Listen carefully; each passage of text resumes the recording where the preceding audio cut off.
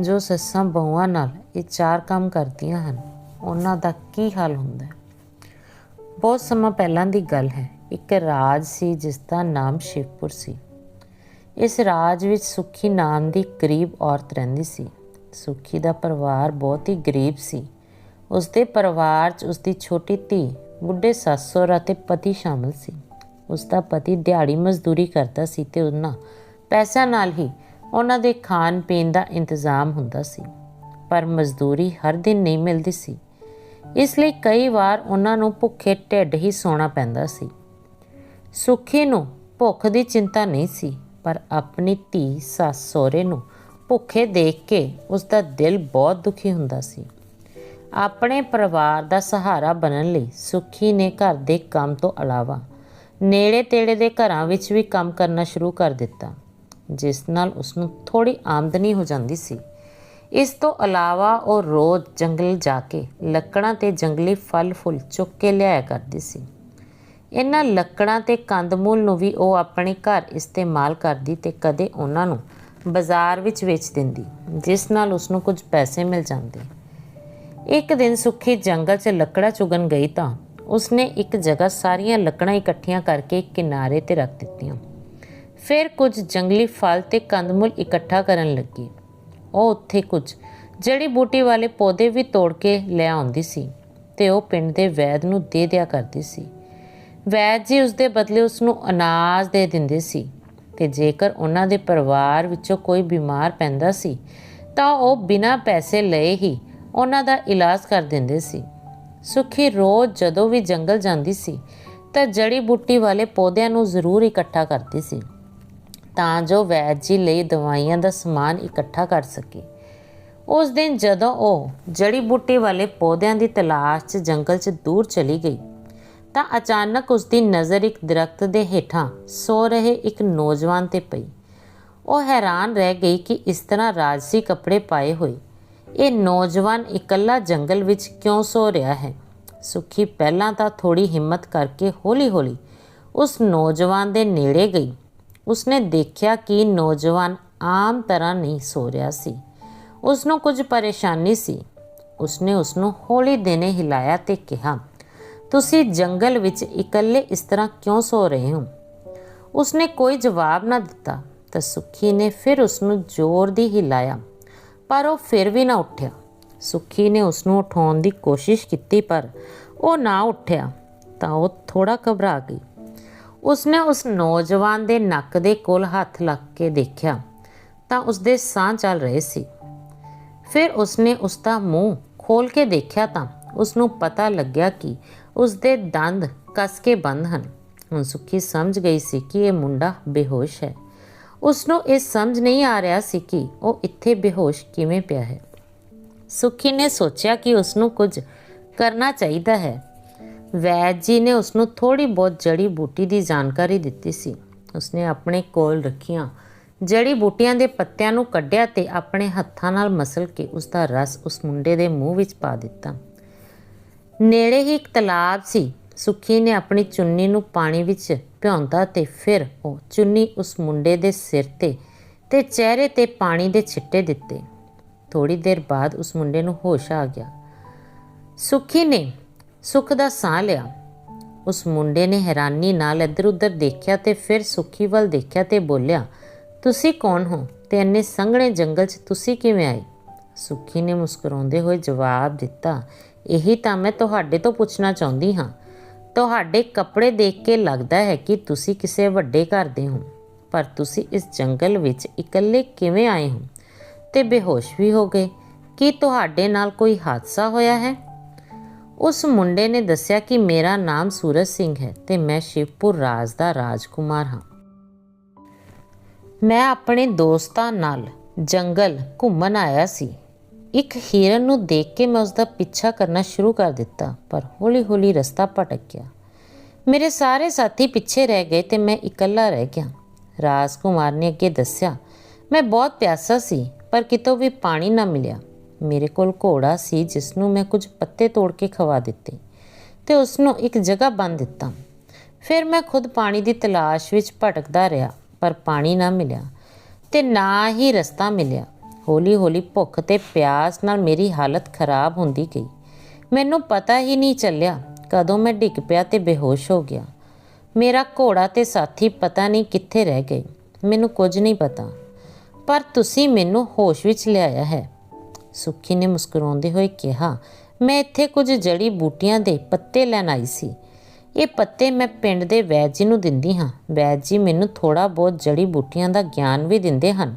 ਇਸ ਲਈ ਜਦੋਂ ਮੈਂ ਤੁਹਾਨੂੰ ਬੇਹੋਸ਼ ਦੇਖਿਆ ਤਾਂ ਮੈਂ ਇੱਕ ਜੜੀ ਬੂਟੀ ਦਾ ਪੱਤਾ ਪੀਸ ਕੇ ਤੁਹਾਡੇ ਮੂੰਹ ਵਿੱਚ ਪਾ ਦਿੱਤਾ ਤੇ ਨਾਲ ਦੇ ਤਲਾਬ ਤੋਂ ਪਾਣੀ ਲਿਆ ਕੇ ਤੁਹਾਡੇ ਮੂੰਹ 'ਤੇ ਛਿੱਟੇ ਮਾਰੇ, ਜਿਸ ਨਾਲ ਤੁਹਾਨੂੰ ਹੋਸ਼ ਆ ਗਿਆ। ਮੈਨੂੰ ਖੁਸ਼ੀ ਹੈ ਕਿ ਮੈਂ ਤੁਹਾਡੇ ਲਈ ਕੁਝ ਕਰ ਸਕੀ। ਰਾਜਕੁਮਾਰ ਸੂਰਜ ਸਿੰਘ ਨੇ ਕਿਹਾ ਕਿ ਤੁਸੀਂ ਮੇਰੀ ਮਾਂ ਦੀ ਤਰ੍ਹਾਂ ਮੇਰੀ ਸੇਵਾ ਕੀਤੀ ਹੈ। ਮੇਰੀ ਮਾਂ ਵੀ ਮੇਰੀ ਇਸ ਤਰ੍ਹਾਂ ਹੀ ਚਿੰਤਾ ਕਰਦੀ ਹੈ। ਤੁਹਾਨੂੰ ਦੇਖ ਕੇ ਮੈਨੂੰ ਮੇਰੀ ਮਾਂ ਦੀ ਯਾਦ ਆ ਗਈ। ਕੀ ਮੈਂ ਤੁਹਾਨੂੰ ਮਾਂ ਬੁਲਾ ਸਕਦਾ ਹਾਂ? ਸੁੱਖੀ ਨੇ ਹੈਰਾਨ ਹੋ ਕੇ ਕਿਹਾ, ਮੈਂ ਭਲਾ ਇਸ ਲਾਇਕ ਹਾਂ? ਮੈਂ ਤਾਂ ਇੱਕ ਸਧਾਰਨ ਗਰੀਬ ਔਰਤ ਹਾਂ। ਜੇਕਰ ਤੁਹਾਡੇ ਵਰਗੇ ਰਾਜਕੁਮਾਰ ਮੈਨੂੰ ਮਾਂ ਕਹਿਣਗੇ ਤਾਂ ਇਹ ਤਾਂ ਮੇਰੇ ਲਈ ਬਹੁਤ ਚੰਗੀ ਗੱਲ ਹੋਵੇਗੀ, ਪਰ ਤੁਹਾਡੇ ਵਰਗੇ ਉੱਚੇ ਕੁਲ ਦੇ ਰਾਜਕੁਮਾਰਾਂ ਨੂੰ ਮੇਰੇ ਵਰਗੀ ਗਰੀਬ ਔਰਤ ਨੂੰ ਮਾਂ ਕਹਿਣਾ ਸ਼ੋਭਾ ਨਹੀਂ ਦੇਵੇਗਾ। ਤੇ ਜੇਕਰ ਲੋਕਾਂ ਨੂੰ ਪਤਾ ਲੱਗੇਗਾ ਕਿ ਤੁਸੀਂ ਮੈਨੂੰ ਮਾਂ ਕਹਿ ਕੇ ਬੁਲਾਉਂਦੇ ਹੋ ਤਾਂ ਸ਼ਾਇਦ ਲੋਕ ਤੁਹਾਡੇ 'ਤੇ ਹੱਸਣਗੇ। ਸੂਰਜ ਸਿੰਘ ਨੇ ਮੁਸਕਰਾਉਂਦੇ ਹੋਏ ਜਵਾਬ ਦਿੱਤਾ, ਮਾਂ ਤਾਂ ਮਾਂ ਹੁੰਦੀ ਹੈ, ਚਾਹੇ ਉਹ ਅਮੀਰ ਹੋਵੇ ਜਾਂ ਗਰੀਬ ਹੋਵੇ। ਮਾਂ ਨਾ ਛੋਟੀ ਹੁੰਦੀ ਹੈ ਨਾ ਵੱਡੀ। ਮਾਂ ਦਾ ਦਿਲ ਹਮੇਸ਼ਾ ਇੱਕੋ ਜਿਹਾ ਹੁੰਦਾ ਹੈ। ਇਸ ਲਈ ਮੈਂ ਤੁਹਾਨੂੰ ਮਾਂ ਹੀ ਕਹਾਂਗਾ। ਕਿ ਤੁਸੀਂ ਮੈਨੂੰ ਜੰਗਲ ਤੋਂ ਬਾਹਰ ਨਿਕਲਣ ਦਾ ਰਸਤਾ ਦਿਖਾ ਸਕਦੇ ਹੋ? ਸੁੱਖੀ ਬੋਲੀ, ਬਿਲਕੁਲ, ਮੈਂ ਤੁਹਾਡੇ ਘੋੜੇ ਨੂੰ ਲੱਭ ਕੇ ਲਿਆਉਂਦੀ ਹਾਂ। ਸੂਰਜ ਸਿੰਘ ਨੇ ਕਿਹਾ, ਨਹੀਂ ਮਾਂ ਜੀ, ਮੈਂ ਵੀ ਤੁਹਾਡੇ ਨਾਲ ਚੱਲਦਾ ਹਾਂ। ਦੋਨੋਂ ਮਿਲ ਕੇ ਜਲਦੀ ਲੱਭ ਲਵਾਂਗੇ। ਮੈਨੂੰ ਥੋੜ੍ਹਾ ਯਾਦ ਹੈ ਕਿ ਮੈਂ ਆਪਣੇ ਘੋੜੇ ਨੂੰ ਕਿੱਥੇ ਬੰਨ੍ਹਿਆ ਸੀ। ਫਿਰ ਦੋਨੋਂ ਮਿਲ ਕੇ ਘੋੜੇ ਨੂੰ ਲੱਭਣ ਲੱਗਦੇ ਹਨ। ਕੁਝ ਦੂਰ ਜਾਣ ਤੋਂ ਬਾਅਦ ਉਹਨਾਂ ਨੂੰ ਘੋੜੇ ਦੀ ਆਵਾਜ਼ ਸੁਣਾਈ ਦਿੰਦੀ ਹੈ ਤੇ ਜਿਸ ਦਿਸ਼ਾ ਤੋਂ ਘੋੜੇ ਦੀ ਆਵਾਜ਼ ਆ ਰਹੀ ਹੁੰਦੀ ਹੈ ਤਾਂ ਉਸ ਦਿਸ਼ਾ ਵੱਲ ਚੱਲਦੇ ਹਨ ਤੇ ਉੱਥੇ ਉਹਨਾਂ ਨੂੰ ਘੋੜਾ ਬੰਨ੍ਹਿਆ ਹੋਇਆ ਮਿਲਦਾ ਹੈ। ਸੂਰਜ ਸਿੰਘ ਨੇ ਘੋੜੇ ਨੂੰ ਖੋਲ ਕੇ ਸੁੱਖੀ ਦੇ ਕਹੇ ਅਨੁਸਾਰ ਤਲਾਬ 'ਤੇ ਲਿਜਾ ਕੇ ਪਾਣੀ ਪਿਆਇਆ ਤੇ ਖੁਦ ਵੀ ਪਾਣੀ ਪੀਤਾ। ਉਸ ਤੋਂ ਬਾਅਦ ਸੂਰਜ ਸਿੰਘ ਨੇ ਕਿਹਾ, ਮਾਂ, ਤੁਸੀਂ ਘੋੜੇ 'ਤੇ ਬੈਠ ਜਾਓ ਤੇ ਰਸਤਾ ਦੱਸਦੇ ਰਹੋ। ਚਲੋ ਅਸੀਂ ਜੰਗਲ ਤੋਂ ਬਾਹਰ ਚੱਲਦੇ ਹਾਂ। ਸੁੱਖੀ ਨੇ ਰਾਜਕੁਮਾਰ ਨੂੰ ਕਿਹਾ, ਰਾਜਕੁਮਾਰ, ਮੈਂ ਜੰਗਲ ਤੋਂ ਦਵਾਈਆਂ ਦੇ ਪੌਦੇ ਤੇ ਨਾਲ ਨਾਲ ਲੱਕੜਾਂ ਵੀ ਤੇ ਕੰਦਮੂਲ ਫਲ ਵੀ ਚੁਗਦੀ ਹਾਂ। ਥੋੜ੍ਹੀ ਦੂਰ ਦਰਖਤ ਦੇ ਨੇੜੇ ਹੀ ਮੈਂ ਉਹਨਾਂ ਨੂੰ ਰੱਖਿਆ ਹੈ। ਮੈਂ ਇਹ ਵੀ ਨਾਲ ਲੈ ਕੇ ਜਾਣੇ ਹਨ। ਮੈਂ ਇਹ ਸਾਰਾ ਸਮਾਨ ਲੈ ਕੇ ਅੱਗੇ ਅੱਗੇ ਚੱਲਦੀ ਹਾਂ ਤੇ ਤੁਸੀਂ ਮੇਰੇ ਪਿੱਛੇ ਪਿੱਛੇ ਘੋੜੇ 'ਤੇ ਬੈਠ ਕੇ ਆਓ। ਅਸੀਂ ਜਲਦੀ ਹੀ ਜੰਗਲ ਤੋਂ ਬਾਹਰ ਨਿਕਲ ਜਾਵਾਂਗੇ। ਸੂਰਜ ਸਿੰਘ ਸੁੱਖੀ ਦੇ ਪਿੱਛੇ ਪਿੱਛੇ ਘੋੜੇ 'ਤੇ ਬੈਠ ਕੇ ਚੱਲਣ ਲੱਗਿਆ। ਉਹ ਉਸ ਜਗ੍ਹਾ ਪਹੁੰਚੇ ਜਿੱਥੇ ਸੁੱਖੀ ਨੇ ਲੱਕੜਾਂ ਤੇ ਕੰਦਮੂਲ ਰੱਖੇ ਸੀ। ਸੁੱਖੀ ਨੇ ਆਪਣੀ ਗਠੜੀ ਸਿਰ 'ਤੇ ਰੱਖ ਲਈ। ਸੂਰਜ ਸਿੰਘ ਨੇ ਇਹ ਦੇਖ ਕੇ ਚਿੰਤਾ ਹੋਣ ਲੱਗੀ ਤੇ ਉਸਨੂੰ ਕਿਹਾ, ਮਾਂ, ਇੰਨੀ ਭਾਰੀ ਗਠੜੀ ਸਿਰ 'ਤੇ ਲੈ ਕੇ ਤੁਸੀਂ ਪੈਦਲ ਕਿਵੇਂ ਚੱਲੋਗੇ? ਆਓ ਇਹ ਸਾਰਾ ਸਮਾਨ ਘੋੜੇ 'ਤੇ ਰੱਖ ਦਿੰਦੇ ਹਾਂ ਤੇ ਦੋਨੋਂ ਪੈਦਲ ਚੱਲਦੇ ਹਾਂ।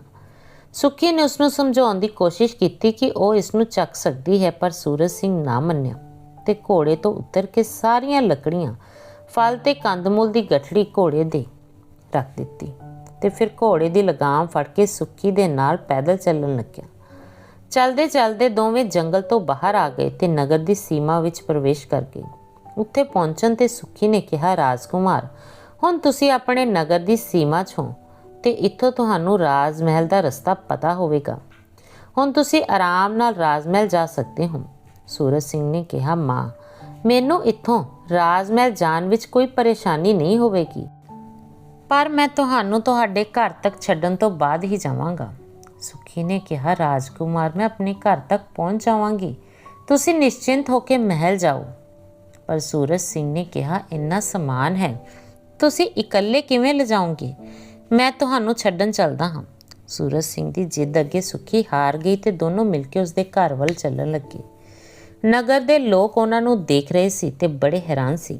ਰਾਜਕੁਮਾਰ ਸੂਰਜ ਸਿੰਘ ਰਾਜਸੀ ਕੱਪੜਿਆਂ ਵਿੱਚ ਪੈਦਲ ਚੱਲ ਰਿਹਾ ਸੀ ਤੇ ਉਹਨਾਂ ਦੇ ਨਾਲ ਇੱਕ ਸਧਾਰਨ ਜਿਹੀ ਗਰੀਬ ਔਰਤ ਸੁੱਖੀ ਸੀ ਲੋਕਾਂ ਨੂੰ ਇਹ ਦੇਖ ਕੇ ਹੈਰਾਨੀ ਹੋ ਰਹੀ ਸੀ ਕਿ ਰਾਜਕੁਮਾਰ ਸੁੱਖੀ ਦੇ ਨਾਲ ਇਸ ਤਰ੍ਹਾਂ ਕਿਉਂ ਚੱਲ ਰਿਹਾ ਹੈ, ਪਰ ਕਿਸੇ ਨੇ ਉਹਨਾਂ ਤੋਂ ਪੁੱਛਣ ਦੀ ਹਿੰਮਤ ਨਾ ਕੀਤੀ। ਸੁੱਖੀ ਦੇ ਘਰ ਪਹੁੰਚਣ ਤੇ ਉਸਨੇ ਸੂਰਜ ਸਿੰਘ ਨੂੰ ਬੈਠਣ ਲਈ ਕਿਹਾ। ਸੂਰਜ ਸਿੰਘ ਨੇ ਕਿਹਾ, ਮਾਂ, ਹੁਣ ਤੁਸੀਂ ਆਪਣੇ ਘਰ ਪਹੁੰਚ ਗਏ ਹੋ, ਮੈਨੂੰ ਆਗਿਆ ਦਿਓ, ਮੈਂ ਵਾਪਸ ਮਹਿਲ ਜਾਵਾਂਗਾ। ਸੁੱਖੀ ਨੇ ਕਿਹਾ, ਪੁੱਤ, ਇਸ ਤਰ੍ਹਾਂ ਕਿਵੇਂ ਹੋ ਸਕਦਾ ਹੈ ਕਿ ਤੂੰ ਮੇਰੇ ਘਰ ਆਵੇਂ ਤੇ ਮੈਂ ਬਿਨਾਂ ਤੇਰੀ ਸੇਵਾ ਕੀਤੇ ਤੈਨੂੰ ਜਾਣ ਦੇਵਾਂ? ਇਹ ਤਾਂ ਮੇਰੀ ਪਰੰਪਰਾ ਦੇ ਵਿਰੁੱਧ ਹੋਵੇਗਾ। ਅੱਜ ਤੂੰ ਮੇਰਾ ਮਹਿਮਾਨ ਹੈ, ਉਂਝ ਵੀ ਤੂੰ ਮੈਨੂੰ ਮਾਂ ਕਿਹਾ ਹੈ ਤੇ ਮੈਂ ਜਾਣਦੀ ਹਾਂ ਕਿ ਤੂੰ ਬਹੁਤ ਦੇਰ ਤੋਂ ਭੁੱਖਾ ਹੈ।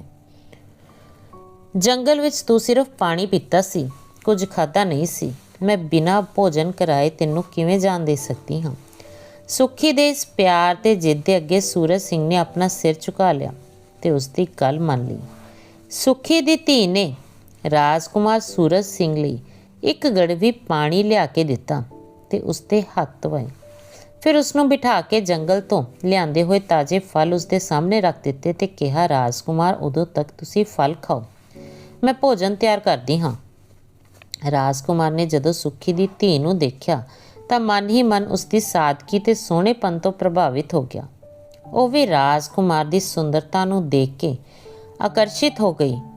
ਭੁੱਖੇ ਹੋਣ ਕਰਕੇ ਸੂਰਜ ਸਿੰਘ ਨੇ ਫਲ ਖਾਣੇ ਸ਼ੁਰੂ ਕਰ ਦਿੱਤੇ ਤੇ ਸੁੱਖੀ ਤੇ ਉਸਦੀ ਧੀ ਜਲਦੀ ਜਲਦੀ ਭੋਜਨ ਤਿਆਰ ਕਰਨ ਲੱਗੀ। ਸੁੱਖੀ ਦੇ ਘਰ 'ਚ ਰਾਜਕੁਮਾਰ ਨੂੰ ਦੇਖ ਕੇ ਉਸਦੇ ਬੁੱਢੇ ਸੱਸ ਸਹੁਰਾ ਤੇ ਪਤੀ ਬੜੇ ਹੈਰਾਨ ਸੀ ਕਿ ਉਹਨਾਂ ਦੀ ਸਧਾਰਨ ਜਿਹੀ ਝੌਂਪੜੀ 'ਚ ਅੱਜ ਖੁਦ ਰਾਜਕੁਮਾਰ ਆਇਆ ਹੈ। ਭੋਜਨ ਕਰਨ ਤੋਂ ਬਾਅਦ ਸੁੱਖੀ ਦੇ ਪਤੀ ਨੇ ਰਾਜਕੁਮਾਰ ਨੂੰ ਕਿਹਾ ਕਿ ਉਹ ਉਸਨੂੰ ਮਹਿਲ ਤੱਕ ਛੱਡਣ ਜਾਵੇਗਾ। ਸੂਰਜ ਸਿੰਘ ਨੇ ਕਿਹਾ ਕਿ ਉਹ ਖੁਦ ਜਾ ਸਕਦਾ ਹੈ, ਪਰ ਸੁੱਖੀ ਦੇ ਪਰਿਵਾਰ ਨੇ ਉਹਨਾਂ ਨੂੰ ਇਕੱਲੇ ਭੇਜਣਾ ਸਹੀ ਨਾ ਸਮਝਿਆ ਕਿਉਂਕਿ ਸ਼ਾਮ ਹੋ ਚੁੱਕੀ ਸੀ ਤੇ ਉਸਦੇ ਨਾਲ ਕੋਈ ਅੰਗਰਖਸ਼ਕ ਵੀ ਨਹੀਂ ਸੀ।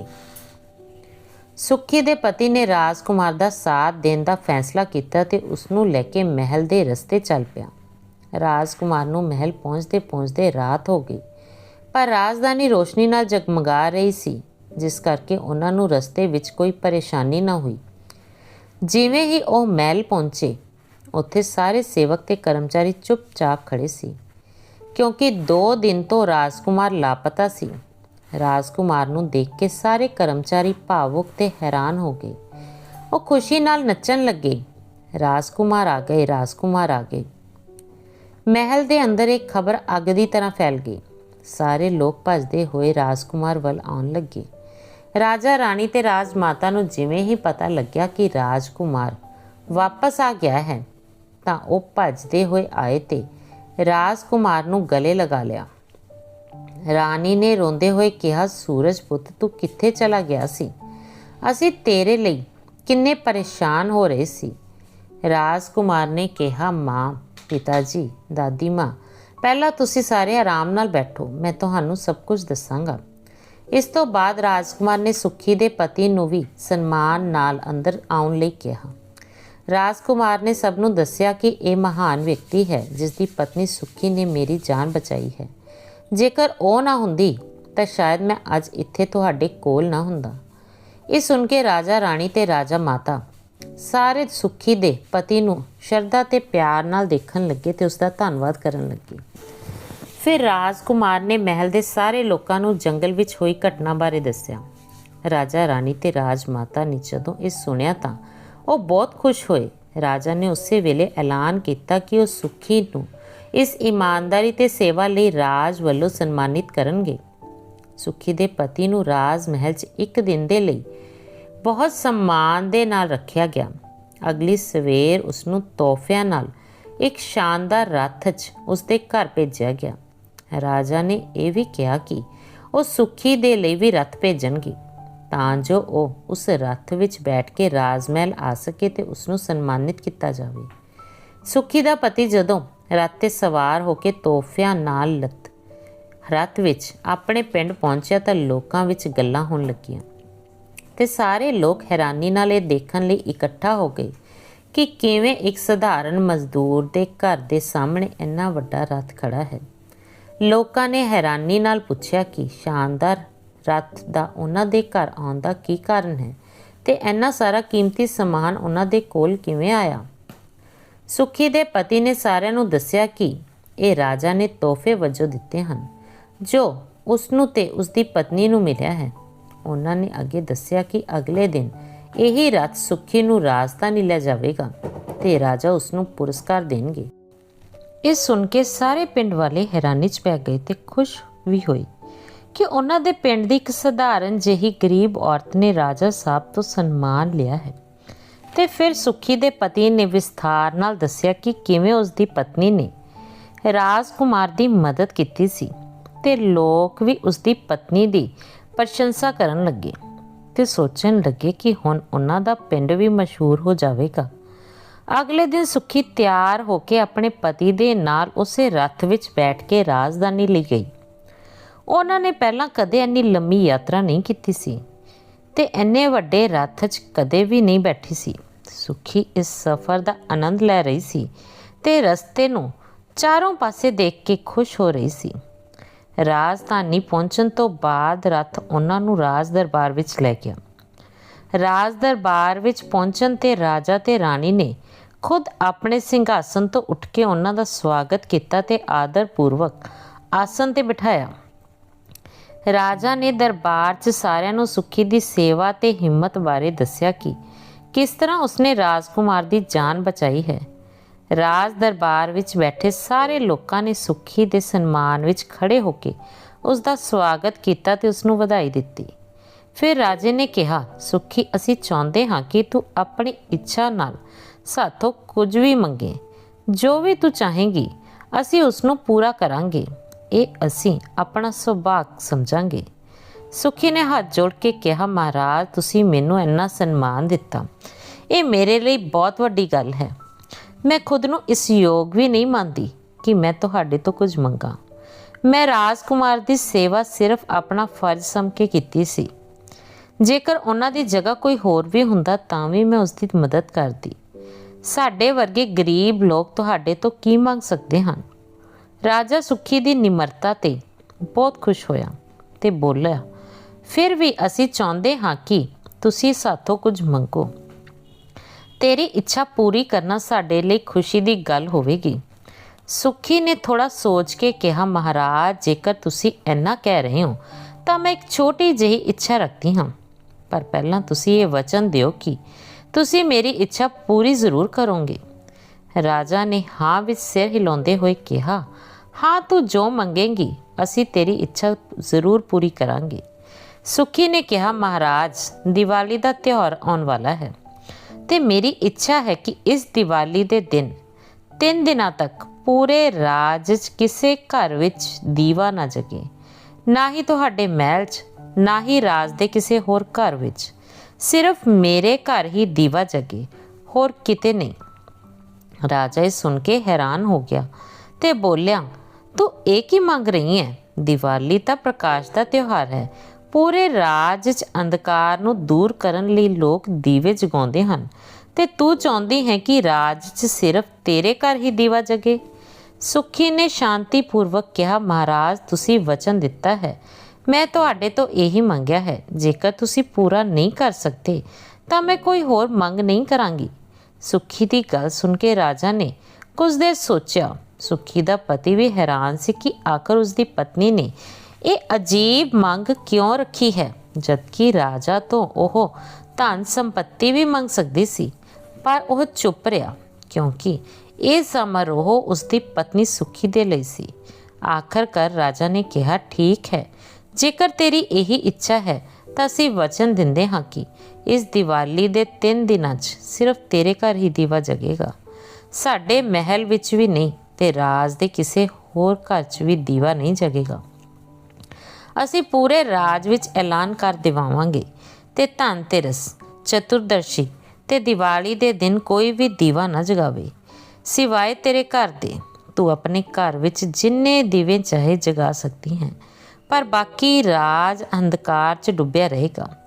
ਇਸ ਤੋਂ ਬਾਅਦ ਰਾਜਾ ਨੇ ਆਪਣੇ ਮੰਤਰੀਆਂ ਨੂੰ ਆਦੇਸ਼ ਦਿੱਤਾ ਕਿ ਪੂਰੇ ਰਾਜ ਵਿੱਚ ਇਹ ਐਲਾਨ ਕਰਵਾ ਦਿਓ। ਇਹ ਗੱਲ ਪੂਰੇ ਰਾਜ ਵਿੱਚ ਫੈਲ ਗਈ। ਸੁੱਖੀ ਰਾਜਾ ਤੋਂ ਇਹ ਵਚਨ ਲੈ ਕੇ ਬਹੁਤ ਖੁਸ਼ ਸੀ। ਉਸ ਨੂੰ ਉਪਹਾਰਾਂ ਦੇ ਨਾਲ ਤੇ ਰਾਜਸੀ ਰੱਥ ਵਿੱਚ ਬਿਠਾ ਕੇ ਉਸਦੇ ਘਰ ਪਹੁੰਚਾ ਦਿੱਤਾ ਗਿਆ। ਸੁੱਖੀ ਦੇ ਉਸਦੇ ਪਰਿਵਾਰ ਨੇ ਮਿਲ ਕੇ ਦੀਵਾਲੀ ਦੀਆਂ ਤਿਆਰੀਆਂ ਸ਼ੁਰੂ ਕਰ ਦਿੱਤੀਆਂ। इस वार सुखी बहुत खुश सी क्योंकि उसनों ना सिर्फ उपहार ते सन्मान मिलिया सी बल्कि राजा ने वचन भी दिता सी कि सिर्फ उसके घर ही दीवा जगेगा। हालांकि सुखी दे परिवार वाले इस मंग ते बहुत हैरान सन ते ਉਹ सोच रहे सी कि दिवाली दे 3 दिन पूरे राज विच हनेरा रहेगा ਤਾਂ ਕਿਵੇਂ ਲੱਗੇਗਾ। ਇੱਥੋਂ तक कि महल विच भी कोई दीवा नहीं जगाया जाएगा। ਉਹ समझ नहीं पा रहे सी कि सुखी ने किस तरह ਦੀ ਮੰਗ क्यों की। राजा ने भी अपने वचन का पालन किया। सारे राज के लोग भी हैरान सी। कुछ लोगों ने इसका विरोध भी किया पर इस इन्नी हिम्मत नहीं सी कि राजा की आग्ञा का उल्लंघन कर सकन। सब नूं आदेश मनना ही पिया। सुखी दे परिवार वालियां ने उस तो कई बार पूछा कि उसने इहो जी मंग क्यों की, पर सुखी ने कुछ भी नहीं किया ते कहा कि बस थोड़ा इंतज़ार करो, सब समझ आ जाएगा। दिवाली दे दिन का सारिਆਂ ਨੂੰ इंतज़ार सी। दिवाली का पहला दिन धनतेरस आ गया। दिन भर राज विच रौनक सी, पर जिवें ही शाम ढली सारा राज हनेरे विच डुब गया। राजा के आदेश अनुसार पूरे राज च कोई भी दीवा न जगया। सारियां दुकानां घर महल भी हनेरे सी, पर मीरा दे घर दे अंदर ते बाहर दीवे जग रहे सी, जिस करके उसके घर चारों पासे रोशनी की जगमगाहट सी। उसका घर रोशनी नाल चमक रहा सी ते बाकी सारा राज हनेरे च सी। रात नूं अचानक सुखी दे दरवाजे ते हल्की जी आवाज़ हुई। दरवाजे ते कोई आहट सुनाई दिती, जिवें किसी ने पैरों च पंजेब पाई होवे। फिर दरवाजा खड़काया। सुखी दी सस दरवाजा खोलन लगी, पर सुखी ने उसका हाथ फड़ के रोक दिता। सुखी ने दरवाजे के कोल खड़े होकर पूछया, कौन हो। बाहरों आवाज़ आई, मैं लक्ष्मी हाँ, दरवाजा खोलो ते मैनू अंदर आउण दिओ, मैं तुहाडे घर आउणा चाहुंदी हाँ। तो सुखी ने पूछया, कि तू धी बन के आई है जां बहू बन के। बाहरों आवाज़ आई, मैं तुहाडी धी बन के आई हाँ। सुखी ने कहा, जेकर तू बहू बन के आवेंगी तां ही मैं तेनों अंदर आउण देवांगी। इस तो बाद दरवाजे के बाहर सब कुछ शांत हो गया। सुखी दे परिवार दे लोग, जिन्हां विच उसदी सस सहुरा ते पति शामिल सी, हैरान होकर पूछन लगे कि इसका की मतलब है। लक्ष्मी देवी नूं इस रूप विच आदर नाल अंदर बुलाउणा चाहिदा है, पर तूं उन्हां नूं दरवाजे तो वापस भेज दिता। सुखी ने सारिਆਂ ਨੂੰ शांत करते हुए समझाया, ਧੀਆਂ ਤਾਂ एक दिन सहुरे घर चलियां जांदियां हन, पर बहू हमेशा घरे रहिंदी है। इसलिए मैं लक्ष्मी जी नूं कहा कि ਉਹ बहू बन के आवे। ਜਦੋਂ तक ਉਹ बहू बन के नहीं आवेगी ਅਸੀਂ ਉਸਨੂੰ अंदर नहीं आउਣ देवांगे। सुखी दे समझाउण ते सारे परिवार दे लोग चुप हो गए ते उसदी गल दा सन्मान करते हुए शांत हो गए। पर उसदी सस ने अजे भी मन विच शंका सी। उसने पूछा, जेकर लक्ष्मी जी बहू बन के नहीं आई तां की होवेगा। सुखी ने कहा, फिर असीं देखांगे, हाले तां 2 दिन होर बाकी हन, तुसीं सारे धीरज रखो ते मेरे कहे अनुसार चलो। सुखी ने सब नूं ये हिदायत दिती कि शाम ढलन तो बाद कोई भी बाहर नहीं जावेगा ते दरवाजा उही खुलेगी। अगला दिन भी पूरे दिन राज विच रौनक रही। शाम हुंदे ही फिर तो पूरे राज विच हनेरा छा गया, क्योंकि राजा दी आग्ञा सी कि किसी दे घर विच दीवा नहीं जगेगा। जिवें जिवें रात वधदी गई पूरा राज हनेरे विच डुब गया। लोग अपने अपने घरां विच बंद हो गए ते शाम तो पहला ही अपने काम निपटा ले, क्योंकि रात नूं हनेरे च खाना बनाउणा ते खाना भी बड़ा औखा सी। इसलिए सारे लोगों ने सूरज ढलण तो पहला ही अपने घरां विच भोजन बना लिया ते अपने घर विच सो गए। हुण पूरे राज विच सिर्फ सुखी दे घर दीवे जगमगा रहे सी। उसदे घर च दीविਆਂ ਦੀ रोशनी चारे पासे फैल रही सी। सारा घर रोशनी नाल नहा रहा सी। तां अचानक दरवाजे ते फिर तो पंजेब दी आवाज़ सुनाई दिती ते दरवाजा खड़कन दी आवाज़ सुनाई दिती। इस बार सुखी दे परिवार दे किसी भी मैंबर ने दरवाजा खोलण दी कोशिश नहीं की। सारे अपनी अपनी जगह शांत बैठे रहे। सुखी ने दरवाजे कोल जाके पूछा कि कौन हो। तां बाहरों आवाज़ आई, मैं लक्ष्मी हाँ, दरवाजा खोलो, मैं तुहाडे घर आउणा चाहुंदी हाँ। सुखी ने फिर पूछा कि तू बहू बन के आई है जां धी बन के। ਬਾਹਰੋਂ ਆਵਾਜ਼ ਆਈ, ਮੈਂ ਤੁਹਾਡੀ ਪਿਆਰੀ ਧੀ ਬਣ ਕੇ ਆਈ ਹਾਂ, ਮੈਨੂੰ ਆਪਣੀ ਧੀ ਦੀ ਤਰ੍ਹਾਂ ਘਰੇ ਰੱਖ ਲਓ। ਸੁੱਖੀ ਨੇ ਜਵਾਬ ਦਿੱਤਾ, ਨਹੀਂ, ਤੂੰ ਵਾਪਸ ਜਾ। ਜੇਕਰ ਤੂੰ ਬਹੂ ਬਣ ਕੇ ਆਵੇਂਗੀ ਤਾਂ ਹੀ ਮੈਂ ਤੈਨੂੰ ਆਪਣੇ ਘਰ ਆਉਣ ਦੇਵਾਂਗੀ। ਇਸ ਤੋਂ ਬਾਅਦ ਦਰਵਾਜ਼ੇ ਦੇ ਬਾਹਰ ਫਿਰ ਤੋਂ ਸ਼ਾਂਤੀ ਛਾ ਗਈ ਤੇ ਲక్ష్ਮੀ ਜੀ ਦੀ ਆਵਾਜ਼ ਸੁਣਾਈ ਦੇਣਾ ਬੰਦ ਹੋ ਗਈ। ਅੱਜ ਸੁੱਖੀ ਤੋਂ ਕਿਸੇ ਨੇ ਕੋਈ ਸਵਾਲ ਨਾ ਪੁੱਛਿਆ। ਅਗਲਾ ਦਿਨ ਦੀਵਾਲੀ ਦਾ ਸੀ। ਰਾਜ ਦੇ ਸਾਰੇ ਲੋਕਾਂ ਨੇ ਦਿਨ ਦੇ ਸਮੇਂ ਪੂਜਾ ਕਰ ਲਈ ਤੇ ਭੋਜਨ ਵੀ ਕਰ ਲਿਆ, ਪਰ ਸ਼ਾਮ ਹੁੰਦੇ ਹੀ ਪੂਰੇ ਨਗਰ ਵਿੱਚ ਹਨੇਰਾ ਛਾ ਗਿਆ। ਸੁੱਖੀ ਦੇ ਘਰ 'ਚ ਰੋਸ਼ਨੀ ਫੈਲੀ ਹੋਈ ਸੀ। ਦੀਵਿਆਂ ਦੀ ਜਗਮਗਾਹਟ ਨਾਲ ਉਸਦਾ ਘਰ ਰੋਸ਼ਨ ਸੀ, ਜਦਕਿ ਪੂਰੇ ਸ਼ਹਿਰ 'ਚ ਲక్ష్ਮੀ ਮਾਤਾ ਦੀ ਕਿਰਪਾ ਦੇ ਬਾਵਜੂਦ ਸਾਰੇ ਜਗ੍ਹਾ ਹਨੇਰਾ ਸੀ।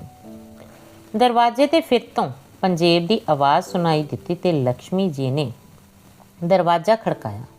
ਸੁੱਖੀ ਨੇ ਦਰਵਾਜ਼ੇ ਤੇ ਜਾ ਕੇ ਪੁੱਛਿਆ, ਕੌਣ ਹੈ? ਤਾਂ ਬਾਹਰੋਂ ਆਵਾਜ਼ ਆਈ, ਮੈਂ ਲక్ష్ਮੀ ਮਾਤਾ ਹਾਂ, ਦਰਵਾਜ਼ਾ ਖੋਲੋ, ਮੈਂ ਤੁਹਾਡੇ ਘਰ ਦੇ ਅੰਦਰ ਆਉਣਾ ਹੈ। ਪੂਰਾ ਸ਼ਹਿਰ ਹਨੇਰੇ ਵਿੱਚ ਡੁੱਬਿਆ ਹੋਇਆ ਹੈ ਤੇ ਸਿਰਫ ਤੁਹਾਡੇ ਘਰ ਵਿੱਚ ਹੀ ਰੋਸ਼ਨੀ ਆ ਰਹੀ ਹੈ। ਸੁੱਖੀ ਨੇ ਫਿਰ ਉਹੀ ਸਵਾਲ ਪੁੱਛਿਆ, ਤੂੰ ਬਹੂ ਬਣ ਕੇ ਆਈ ਹੈ ਜਾਂ ਧੀ ਬਣ ਕੇ? ਇਸ ਵਾਰ ਲక్ష్ਮੀ ਜੀ ਨੇ ਕਿਹਾ, ਮੈਂ ਬਹੂ ਬਣ ਕੇ ਆਈ ਹਾਂ, ਕਿਉਂਕਿ ਉਹ ਜਾਣਦੀ ਸੀ ਕਿ ਜੇਕਰ ਧੀ ਬਣ ਕੇ ਜਾਵਾਂਗੀ ਤਾਂ ਦਰਵਾਜ਼ਾ ਨਹੀਂ ਖੋਲੂੰਗੀ। ਮੈਂ 3 ਦਿਨਾਂ ਤੋਂ ਇਹ ਦੇਖ ਰਹੀ ਹਾਂ ਤੇ ਅੱਜ ਹਨੇਰੇ 'ਚ ਸਿਰਫ ਇਸੇ ਘਰ 'ਚ ਰੋਸ਼ਨੀ ਹੈ। ਹੁਣ ਮੈਂ ਇਸ ਘਰ ਵਿੱਚ ਆਉਣਾ ਹੈ, ਇਸ ਲਈ ਮੈਂ ਬਹੂ ਦੇ ਰੂਪ ਵਿੱਚ ਆਈ ਹਾਂ। ਸੁੱਖੀ ਨੇ ਲక్ష్ਮੀ ਜੀ ਦੇ ਇਸ ਜਵਾਬ ਤੋਂ ਬਾਅਦ ਦਰਵਾਜ਼ਾ ਖੋਲ੍ਹ ਦਿੱਤਾ। ਲక్ష్ਮੀ ਜੀ ਉੱਥੇ ਖੜੀ ਸੀ ਤੇ ਸੁੱਖੀ ਉਸਦੇ ਚਰਨਾਂ ਵਿੱਚ ਸਿਰ ਝੁਕਾਉਣ ਲੱਗੀ ਤੇ ਉਹਨਾਂ ਨੂੰ ਆਪਣੇ ਘਰ ਬੁਲਾਇਆ ਤੇ ਉਹਨਾਂ ਦਾ ਸਵਾਗਤ ਕੀਤਾ। ਮਾਂ ਲక్ష్ਮੀ, ਮੇਥੋਂ ਜੋ ਵੀ ਗਲਤੀ ਹੋਈ ਉਸਦੇ ਲਈ ਤੁਸੀਂ ਮੈਨੂੰ ਮਾਫ ਕਰੋ। ਮੈਂ ਤਾਂ ਇੱਕ ਸਧਾਰਨ ਜਿਹੀ ਔਰਤ ਹਾਂ, ਮੈਨੂੰ ਪੂਜਾ ਪਾਠ ਦਾ ਗਿਆਨ ਨਹੀਂ। ਤੁਸੀਂ ਮੈਨੂੰ ਮੂਰਖ ਸਮਝ ਕੇ ਮਾਫ ਕਰ ਦਿਓ। ਅਸੀਂ ਸਖਤ ਮਿਹਨਤ ਕਰਦੇ ਹਾਂ, ਪਰ ਫਿਰ ਵੀ 2 ਸਮੇਂ ਦਾ ਭੋਜਨ ਨਹੀਂ ਜੁਟਾ ਪਾਉਂਦੇ। ਤੁਸੀਂ ਸਾਡੇ ਤੇ ਸਦੀਆਂ ਤੱਕ ਕਿਰਪਾ ਬਣਾਈ ਰੱਖੋ ਤੇ ਸਾਡੇ ਪਰਿਵਾਰ ਦੇ ਸਾਰੇ ਲੋਕਾਂ ਨੂੰ ਸਦਬੁੱਧੀ ਦਿਓ। ਸੁੱਖੀ ਨੇ ਅੱਗੇ ਕਿਹਾ, ਮੈਂ ਚਾਹੁੰਦੀ ਹਾਂ ਕਿ ਸਾਡਾ ਪਰਿਵਾਰ ਹਮੇਸ਼ਾ ਪ੍ਰੇਮ ਨਾਲ ਰਹੇ ਤੇ ਜ਼ਰੂਰਤਮੰਦਾਂ ਦੀ ਖੁੱਲ੍ਹੇ ਦਿਲ ਨਾਲ ਮਦਦ ਕਰੇ। ਕਿਸੇ ਨੂੰ ਵੀ ਭੋਜਨ ਦੇਣ ਵਿੱਚ ਹਿਚਕਿਚਾਵੇ ਨਾ। ਸਾਨੂੰ ਆਪਣੇ ਤੇ ਕਦੇ ਵੀ ਹੰਕਾਰ ਨਾ ਹੋਵੇ। ਲక్ష్ਮੀ ਜੀ ਨੇ ਮੁਸਕਰਾਉਂਦੇ ਹੋਏ ਕਿਹਾ, ਮੈਂ ਤੁਹਾਡੀ ਇੱਛਾ ਅਨੁਸਾਰ ਤੁਹਾਨੂੰ ਆਸ਼ੀਰਵਾਦ ਦਿੰਦੀ ਹਾਂ। ਤੁਸੀਂ ਜੋ ਵੀ ਮੰਗਿਆ ਹੈ ਉਸ ਤੋਂ ਬਾਅਦ ਮੈਨੂੰ ਤੁਹਾਡੇ ਘਰ ਯੁਗਾ ਯੁਗਾ ਤੱਕ ਸਥਾਈ ਰੂਪ ਨਾਲ ਰਹਿਣਾ ਪਵੇਗਾ, ਕਿਉਂਕਿ ਜੋ ਲੋਕ ਸੱਜਣ ਹੁੰਦੇ ਹਨ ਤੇ ਦੂਜਿਆਂ ਦੀ ਮਦਦ ਕਰਦੇ ਹਨ, ਮੈਂ ਉਹਨਾਂ ਕੋਲ ਰਹਿੰਦੀ ਹਾਂ। ਲక్ష్ਮੀ ਜੀ ਨੇ ਕਿਹਾ, ਤੂੰ ਰਾਜਾ ਤੋਂ ਜੋ ਵਚਨ ਲਿਆ ਸੀ ਕਿ ਦੀਵਾਲੀ ਦੇ ਦਿਨ ਕਿਤੇ ਵੀ ਦੀਵਾ ਨਾ ਜਗਾਇਆ ਜਾਵੇ, ਇਹ ਤੇਰੀ ਇਮਾਨਦਾਰੀ ਕਰਕੇ ਹੀ ਰਾਜਾ ਨੇ ਤੈਨੂੰ ਵਚਨ ਦਿੱਤਾ ਸੀ, ਨਹੀਂ ਤਾਂ ਇਹ ਵਚਨ ਰਾਜਾ ਕਿਸੇ ਨੂੰ ਨਹੀਂ ਦਿੰਦਾ। ਮੈਂ ਵਾਰ-ਵਾਰ ਤੁਹਾਡੇ ਘਰ ਆਉਂਦੀ ਰਹਾਂਗੀ।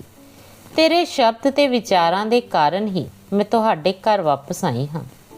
ਲక్ష్ਮੀ ਜੀ ਨੇ ਕਿਹਾ, ਤੇਰੇ ਕਾਰਨ ਤੇਰਾ ਪਰਿਵਾਰ ਹੀ ਨਹੀਂ, ਪੂਰਾ ਰਾਜ ਸੁਖੀ ਰਹੇਗਾ। ਇਸ ਤਰ੍ਹਾਂ ਲక్ష్ਮੀ ਜੀ ਨੇ ਸੁੱਖੀ ਨੂੰ ਵਿਸ਼ਵਾਸ ਦਿੱਤਾ ਕਿ ਉਹਨਾਂ ਦੀ ਦਇਆ ਤੇ ਕਿਰਪਾ ਹਮੇਸ਼ਾ ਉਹਨਾਂ ਤੇ ਪਰਿਵਾਰ ਤੇ ਬਣੀ ਰਹੇਗੀ। ਮਾਂ ਲక్ష్ਮੀ ਦਾ ਵਰਦਾਨ ਪਾ ਕੇ ਸੁੱਖੀ ਤੇ ਉਸਦਾ ਪਰਿਵਾਰ ਸੁੱਖੀ ਤੇ ਸੰਪੰਨ ਹੋ ਜਾਂਦਾ ਹੈ। ਹੁਣ ਉਹਨਾਂ ਦੇ ਘਰ ਕਿਸੇ ਵੀ ਚੀਜ਼ ਦੀ ਕਮੀ ਨਾ ਰਹੀ ਤੇ ਪੂਰਾ ਪਰਿਵਾਰ ਖੁਸ਼ ਰਹਿਣ ਲੱਗਿਆ ਤੇ ਉਹ ਸਾਰੇ ਮਾਂ ਲక్ష్ਮੀ ਜੀ ਦੀ ਪੂਜਾ ਕਰਦੇ ਹਨ ਤੇ ਧੰਨਵਾਦ ਕਰਦੇ ਹਨ।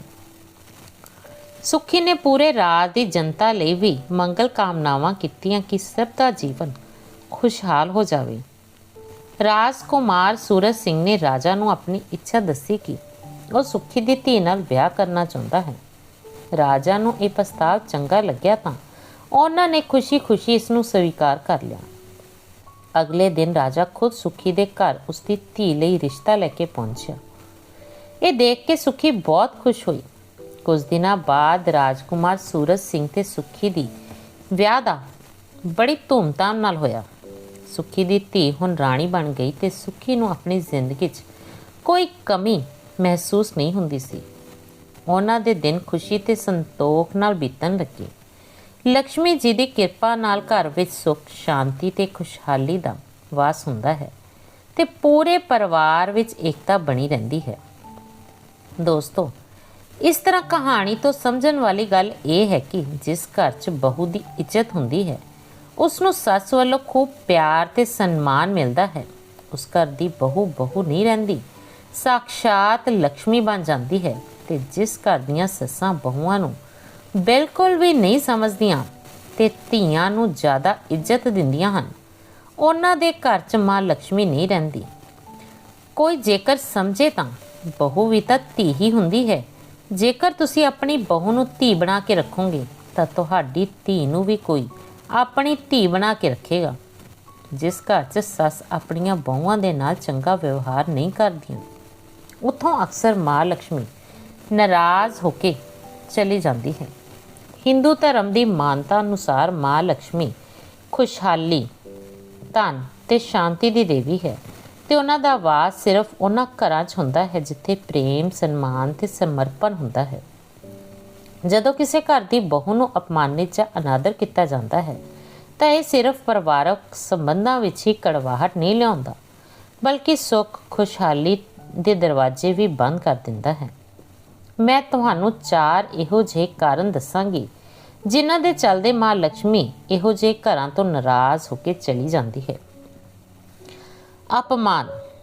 ਕਈ ਵਾਰ ਸੱਸ ਬਹੂਆਂ ਨੂੰ ਸਹੀ ਸਨਮਾਨ ਨਹੀਂ ਦਿੰਦੀਆਂ ਤੇ ਉਹਨਾਂ ਦੀ ਮਿਹਨਤ ਤੇ ਭਾਵਨਾਵਾਂ ਨੂੰ ਨਜ਼ਰ ਅੰਦਾਜ਼ ਕਰਦੀਆਂ ਹਨ। ਬਹੂ ਦੀ ਯੋਗਤਾ ਉਸ ਦੀਆਂ ਭਾਵਨਾਵਾਂ ਨੂੰ ਤੇ ਉਸਦੇ ਯੋਗਦਾਨ ਨੂੰ ਵੀ ਨਹੀਂ ਸਮਝਦੀਆਂ। ਇਹ ਵਿਵਹਾਰ ਪਰਿਵਾਰਕ ਸੰਤੁਲਨ ਨੂੰ ਵਿਗਾੜਦਾ ਹੈ। ਜਿਸ ਘਰ 'ਚ ਔਰਤਾਂ ਦਾ ਸਨਮਾਨ ਹੁੰਦਾ ਹੈ ਉੱਥੇ ਦੇਵੀ ਲక్ష్ਮੀ ਦੀ ਕਿਰਪਾ ਬਣੀ ਰਹਿੰਦੀ ਹੈ। ਸ਼ਾਸਤਰਾਂ ਵਿੱਚ ਕਿਹਾ ਗਿਆ ਹੈ ਕਿ ਨਾਰੀ ਦਾ ਸਨਮਾਨ ਦੇਵੀ ਲక్ష్ਮੀ ਦਾ ਸਵਾਗਤ ਕਰਨ ਵਰਗਾ ਹੁੰਦਾ ਹੈ। ਜੋ ਘਰ ਆਪਣੀ ਬਹੂ ਨੂੰ ਆਦਰ ਨਹੀਂ ਦਿੰਦਾ, ਮਾਂ ਲక్ష్ਮੀ ਉੱਥੇ ਸਥਾਈ ਰੂਪ ਨਾਲ ਨਹੀਂ ਰਹਿੰਦੀ। ਔਰਤ ਨੂੰ ਕਮਜ਼ੋਰ ਤੇ ਪਰਾਇਆ ਸਮਝਣਾ। ਕਈ ਵਾਰ ਸੱਸ ਬਹੂਆਂ ਨੂੰ ਪਰਿਵਾਰ ਦਾ ਹਿੱਸਾ ਮੰਨਣ ਦੀ ਬਜਾਏ ਉਹਨਾਂ ਨੂੰ ਕੋਈ ਬਾਹਰ ਵਾਲਾ ਵਿਅਕਤੀ ਸਮਝਦੀਆਂ ਹਨ। ਉਹਨਾਂ ਨੂੰ ਉਹਨਾਂ ਦੇ ਅਧਿਕਾਰਾਂ ਤੋਂ ਵਾਂਝਾ ਕਰ ਦਿੰਦੀਆਂ ਹਨ ਤੇ ਸਿਰਫ ਜ਼ਿੰਮੇਵਾਰੀਆਂ ਦਾ ਬੋਝ ਪਾ ਦਿੰਦੀਆਂ ਹਨ। ਇਸ ਤਰ੍ਹਾਂ ਦੀ ਸੋਚ ਨਾਲ ਘਰ 'ਚ ਇੱਕ ਤਣਾਅਪੂਰਨ ਵਾਤਾਵਰਨ ਬਣ ਜਾਂਦਾ ਹੈ ਤੇ ਨਕਾਰਾਤਮਕਤਾ ਦਾ ਪ੍ਰਸਾਰ ਹੁੰਦਾ ਹੈ। ਇਹ ਨਕਾਰਾਤਮਕ ਊਰਜਾ ਲక్ష్ਮੀ ਦਾ ਨਿਵਾਸ ਨਹੀਂ ਹੋਣ ਦਿੰਦੀ, ਕਿਉਂਕਿ ਮਾਤਾ ਲక్ష్ਮੀ ਉਹਨਾਂ ਘਰਾਂ 'ਚ ਵਾਸ ਕਰਦੀ ਹੈ ਜਿੱਥੇ ਹਰੇਕ ਮੈਂਬਰ ਨੂੰ ਆਪਣੇ ਅਧਿਕਾਰ ਤੇ ਆਦਰ ਦੇ ਨਾਲ ਦੇਖਿਆ ਜਾਂਦਾ ਹੈ। ਸੱਸ ਤੇ ਬਹੂ ਦਾ ਰਿਸ਼ਤਾ ਜੇਕਰ ਪ੍ਰੇਮ, ਸਹਿਯੋਗ ਤੇ ਆਪਸੀ ਸਨਮਾਨ ਨਾਲ ਭਰਿਆ ਹੁੰਦਾ ਹੈ ਤਾਂ ਦੇਵੀ ਲక్ష్ਮੀ ਉਸ ਘਰ ਤੇ ਆਪਣੀ ਕਿਰਪਾ ਬਣਾ ਕੇ ਰੱਖਦੀ ਹੈ। ਮਾਤਾ ਲక్ష్ਮੀ ਉੱਥੇ ਵਾਸ ਕਰਦੀ ਹੈ ਜਿੱਥੇ ਸੱਸ ਆਪਣੀ ਬਹੂ ਨੂੰ ਧੀ ਦੀ ਤਰ੍ਹਾਂ ਅਪਣਾਉਂਦੀ ਹੈ ਤੇ ਘਰ ਨੂੰ ਏਕਤਾ ਤੇ ਸਮਰਪਣ ਦਾ ਉਦਾਹਰਨ ਬਣਾਉਂਦੀ ਹੈ। ਬਹੂ ਦੀ ਖੁਸ਼ੀ ਤੇ ਇੱਛਾਵਾਂ ਦੀ ਕਦਰ ਨਾ ਕਰਨਾ। ਕੁਝ ਘਰਾਂ ਦੀਆਂ ਬਹੂਆਂ ਦੀਆਂ ਖੁਸ਼ੀਆਂ ਤੇ ਉਹਨਾਂ ਦੀ ਇੱਛਾਵਾਂ ਨੂੰ ਮਾਰ ਦਿੱਤਾ ਜਾਂਦਾ ਹੈ।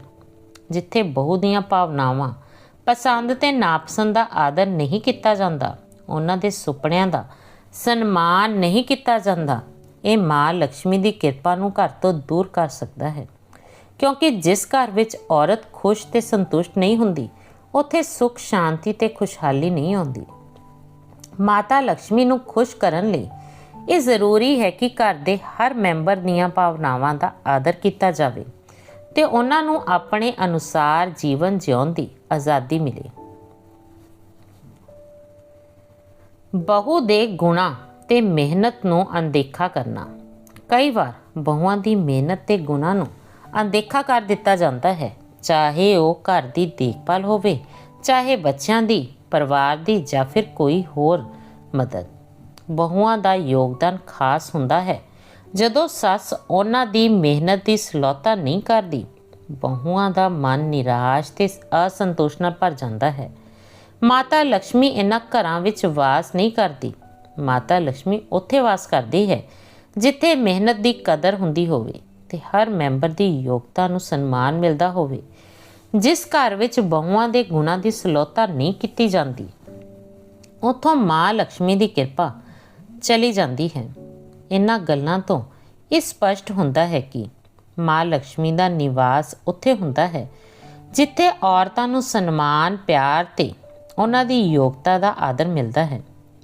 ਸੱਸ ਬਹੂ ਦੇ ਰਿਸ਼ਤੇ 'ਚ ਜੇਕਰ ਆਦਰ ਸਹਿਯੋਗ ਦਾ ਭਾਵ ਹੁੰਦਾ ਹੈ ਤਾਂ ਲక్ష్ਮੀ ਜੀ ਦੀ ਕਿਰਪਾ ਉਸ ਘਰ 'ਤੇ ਸਦਾ ਬਣੀ ਰਹਿੰਦੀ ਹੈ।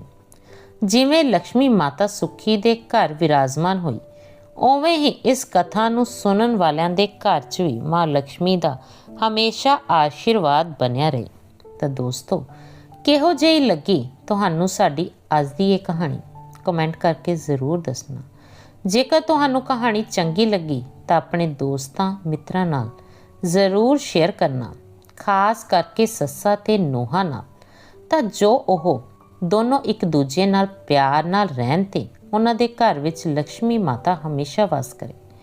ਮਿਲਦੇ ਹਾਂ ਅਗਲੀ ਕਹਾਣੀ ਦੇ ਵਿੱਚ। ਤਦ ਤੱਕ ਲਈ ਆਪਣਾ ਖਿਆਲ ਰੱਖਣਾ। ਧੰਨਵਾਦ।